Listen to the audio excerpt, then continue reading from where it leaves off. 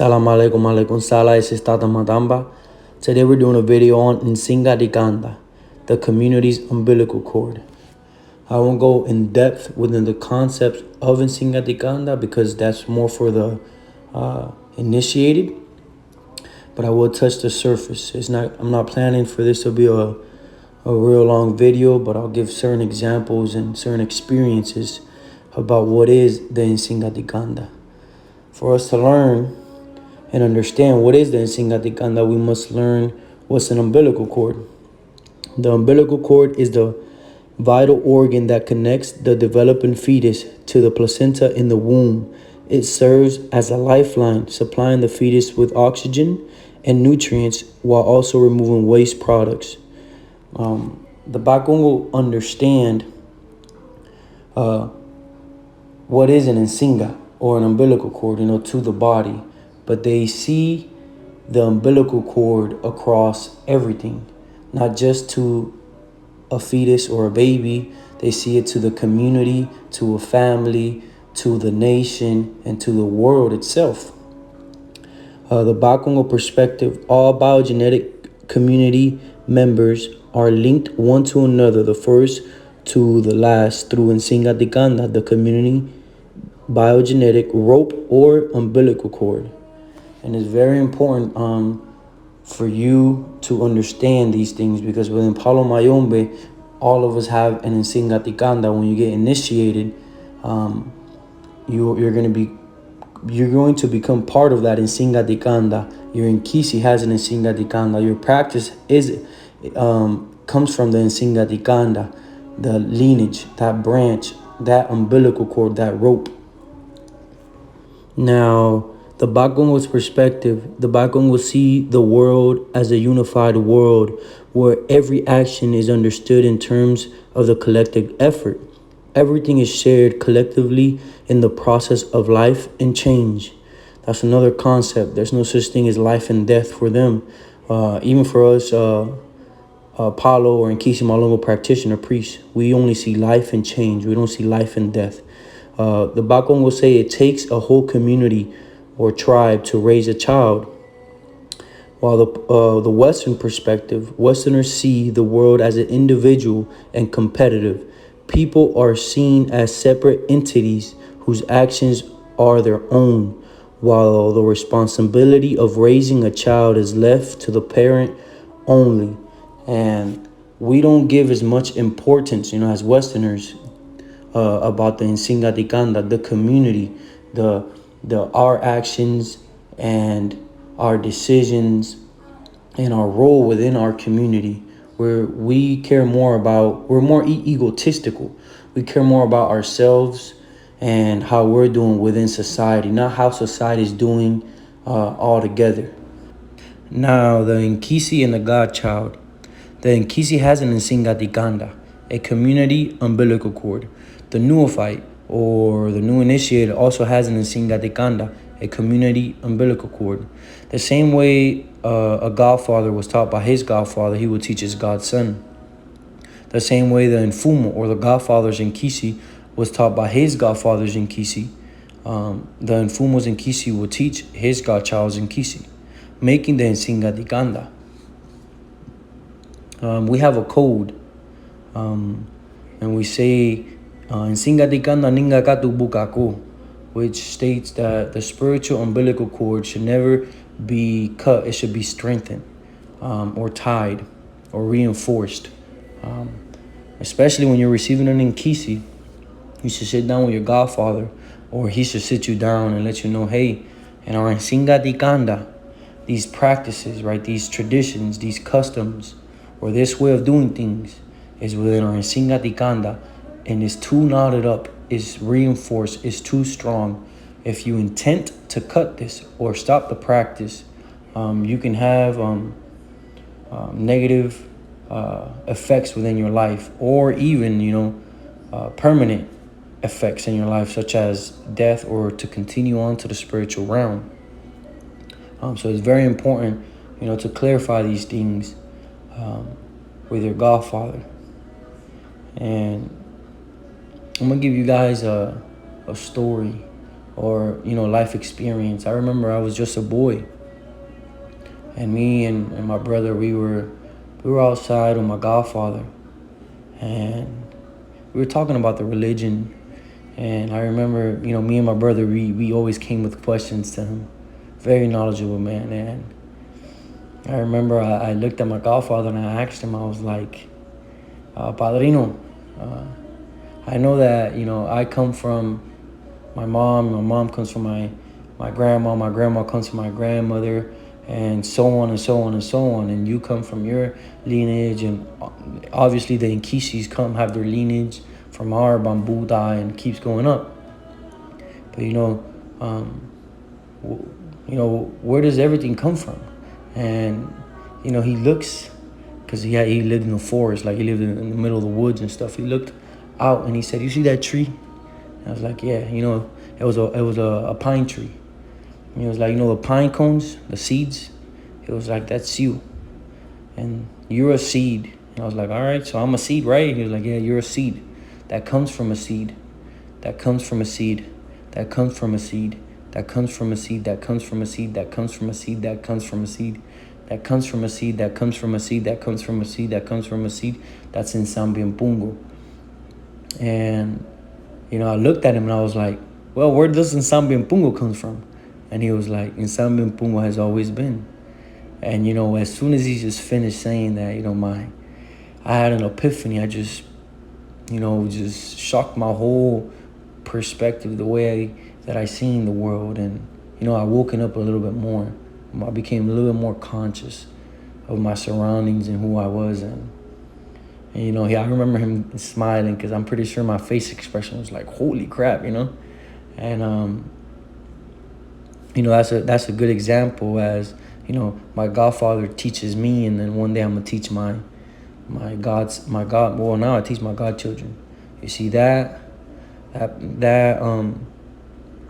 Nzinga Dikanda, that knowledge is being passed down the same way in this physical realm. My godfather taught me that. Well, within the spiritual realm, the same knowledge is passed down from my godfathers in Kisi to my Nkisi to my godchildren's in Kisi. So it's very important that you always venerate and understand your Nzinga Dikanda. Very important. And I'll speak a little bit more about Nsambi and Pungo, because some people will be like, "What? Nsambi and Pungo, God." Nsambi and Pungo, at least from my lineage and my practice, which refers to God Almighty, if we see things from a Western perspective or a Christian's perspective, that there's a guy up there in the heavens looking down on us, and he's seeing everything that we do, and because that's within our culture, especially us Hispanics or us Americans, that's within our culture. And we see life like that, because since you're a little boy, that's what you've seen and you heard, and they taught that to you. But in reality, at least in these practices in Palo, in my lineage, in Nsambi and Pungo, God Almighty, we can't say he, we can't say she. It's something that is unimaginable, something that has no shape, no form, something that you cannot comprehend. It's so unimaginable. You can't think of it. You can't imagine it at all. That's what Nsambi and Pungo is. And it's so sacred. It's the total balance of the cosmos, of everything. And when we speak about Nsambi and Pungo, we should always, especially within rituals, because we do put certain patipembas or certain songs or certain things for Nsambi and Pungo. I'm not going to go in depth with, but when we do those things is with the highest regards of respect. When Nsambi and Pungo is spoken about, that's it. No, the highest regard of respect. It's something unimaginable. So at least that's from my lineage. There's no such thing. I respect Christians. I respect all of the traditions or their belief systems. But from where I come from, it's not no man, up there in the heavens, and there's a devil, and there's God. None of that. There's no such thing as any of that within Palo Mayombe, Lineage, Briyumba, Mulemba, in my household, Kalakanda Kia Matamba Mulemba. Within my household, we don't see things in that way. And, I respect it. Everybody's lineage, like Lokimbisa, they might believe in more Christian because they'll mix things, and that's perfectly fine because they're in Nzinga Dikanda, right? Their community or their spiritual umbilical cord has different knots tied by other tatas, older tatas who pass away, and they added that to that community or that lineage, and it's perfectly fine. You always respect your lineage. It's very important. Your name is gonna have your lineage. Everything has to do with your lineage. Who you are has to do with your lineage. And in this world, outside of the religion, who you are has to do with your community and your culture and the place that you were born, that spiritual lineage, that community, that nation, all of that, your language, all of these things have to do with who you are. So it's very important that you sit down and you see things from this perspective, a more open perspective, a more conscious and understanding perspective. Now, in Kisimalongo lineages, right, each lineage or branch is the Nzinga Dikanda, the community umbilical cord or the rope. Each in Sokongo or individual house gets their moyo from the Nzinga Dikanda, from that spiritual umbilical cord. For example, Mayombe may do certain things during a ritual, while Briyumba do things different or similar to Mayombe within the branches, right? Because there's many branches within Palo or in Kisi Malongo. The same way, you look out into a forest and there's many trees, but let's say, or a big tree and that has many branches, it's the same way that in Kisi Malongo, you can look at it in the same way, right? There's a tree and it has a lot of branches, thicker branches. And each of these branches represent a lineage, like Briumba, Mayombe, Kimbisa, Santo Cristo Umbiaje, Lobititi Congo, La Chamalongo. There's so many types of lineages, but they're going to differ, or they might do things similar, or even sometimes the same, or very similar, because of their Nzinga Dikanda, their umbilical cord. The same way within life, us Hispanics do, like let's say Puerto Ricans, certain things we do the same as the Cubans or the same as the Dominicans, but there's other things that we do, or the way we call things, like we say una bolsa basura and the Cubans say una java. You see, these things are going to be different within these branches. Another example is the same way a mother gives different genes to their offspring during the conception period, right? A mother gives certain genes and the father gives certain genes, and others, to the other offspring, they might give the same genes and different genes and that genetic or biogenetic body. Now here you can see, I think this is initiation into the Zulu tribe, for example. You see, this initiation of these Bantu tribes are going to be different than the one from the Lemba, or here, these are the Pygmies. Initiation to this Kanda, or this community, or this tribe is going to differ from the Pygmies to the Lemba to the Zulu, all these tribes. Now, the rules will vary from house to house.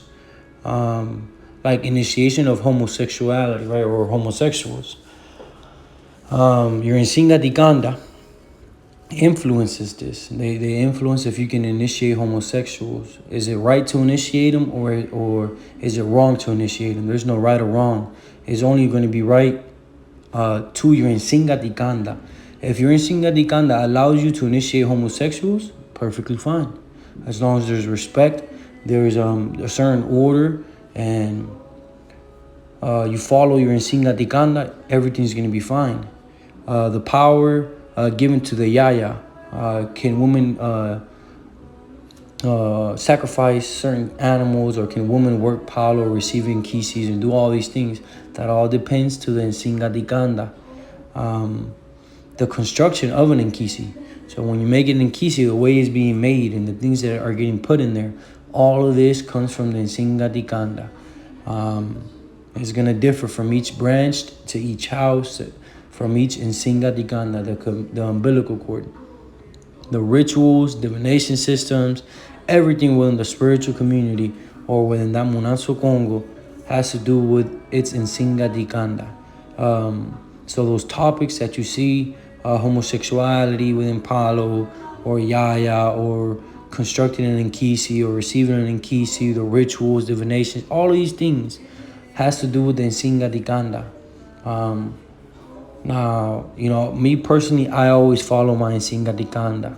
And when I give an Nkisi, I make sure to speak to my godchild and let him know, hey, these are our rules. Do you wish to have this Nzinga Dikanda?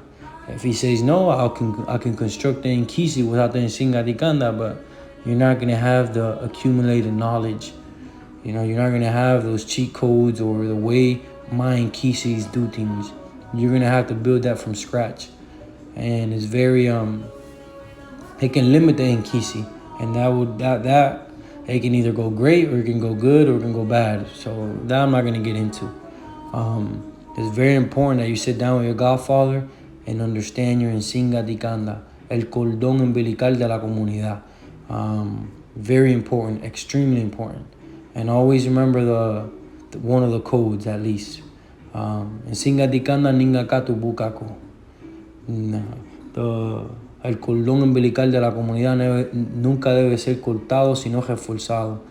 The spiritual umbilical cord within our community should never be cut. It should be strengthened. Salam alaikum, alaikum salam. I want to thank you guys for your time. Hopefully you guys enjoyed the video. Give it a like, subscribe, leave a comment, share it, and yeah, you guys can leave comments to see further videos that you guys want me to post. Thank you guys for your time. Salam alaikum, alaikum salam.